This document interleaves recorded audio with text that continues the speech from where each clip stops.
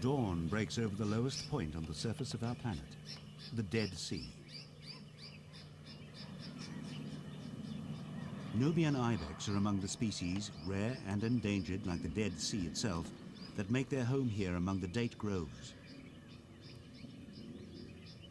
The land as well as the sea is under threat, being swallowed up by giant sinkholes which form near the shoreline. 25 of these so-called gobblers have appeared without warning in and around Israel's Ein Gedi oasis. A whole palm tree disappeared. A tractor, a bus and 4 farm workers almost went the same way. Some of the gobblers are 11 meters deep and 20 meters wide. Israel, Jordan and the West Bank surround the Dead Sea, and sinkholes have become a major hazard. They threaten crops, wildlife and communities like Israel's Ein Gedi farming collective. People living along the coastline don't know where or when the sinkholes will appear next. All they can be certain of is that there will be more of these sudden cave-ins. Geologist Eli Raz is investigating the problem. He lives in Ein Gedi, so takes more than just an academic interest in the phenomenon. He fears the sinkholes may eat away at the very future of his community. Sinkholes, of course, are a big hazard and a big threat. That's why Eli Raz is here at dawn with a colleague, Professor Danny Wax of Israel's Geological Survey. They're trying to photograph sinkholes as they occur along the Dead Sea coast. תסביר לי את המקומות, תסביר לי, איפה הבורות הכי צפוניים, אני שואל אותך? הבורות הכי צפוניים, זה מה שאני רואה אותם שם? אתה רואה פה מטע גדול. מטע, וזה ממול אני רואה בורות אולי. Raz and Professor Wax have been working closely in trying to monitor the spread of subsidies. It's a problem that's getting worse. The new sinkholes, we now know that the sinkholes when they first form, they form along a line. We call this in geological term a lineament.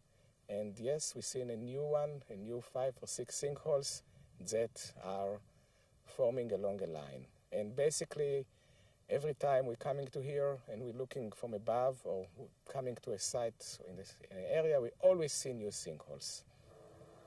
In the last 5 years, we have a tremendous spread of this phenomena.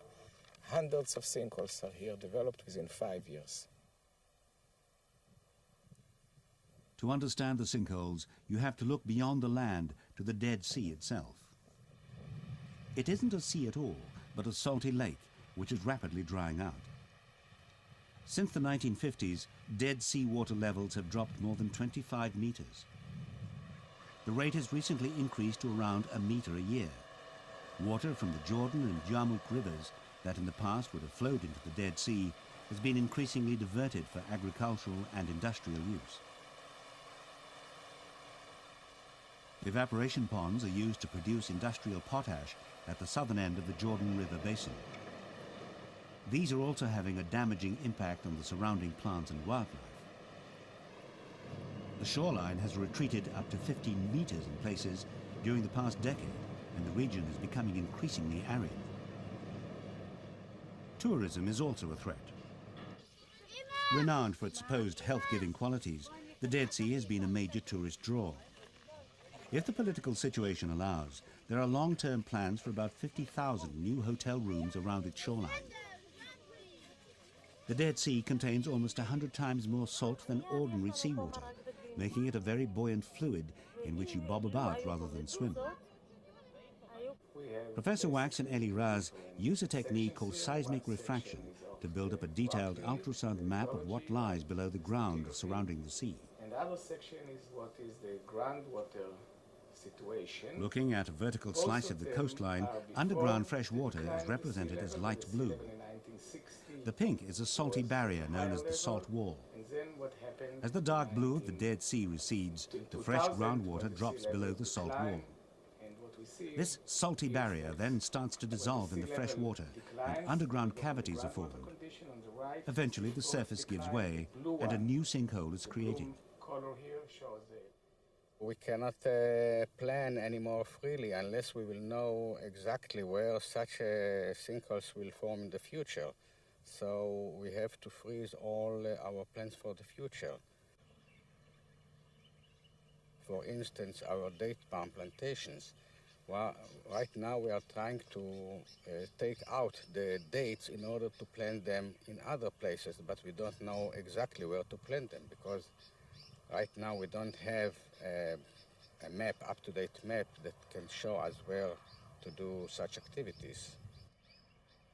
The geologists survey the ground and drill boreholes throughout the region in order to build up the most detailed map possible of what lies beneath their feet. They hope one day that this work will help them to predict where the next sinkholes or gobblers will appear, so that they can tell people to avoid the areas at highest risk. לא, אין איום. אין איום, כי הם מחוץ לקו. אחד הדברים המפתיעים שזה כיוון. כל העסק הזה. Water samples from drill sites across the region are analyzed in this laboratory. Scientists can detect chemical fingerprints in the samples, which show whether the water has been in contact with the salt wall. If the water has, then the area around the borehole could become unstable and form sinkholes. It's an exciting prospect for geologists. If we know where is the salt, we can, in the subsurface, we can say yes, those areas are likely to have sinkholes.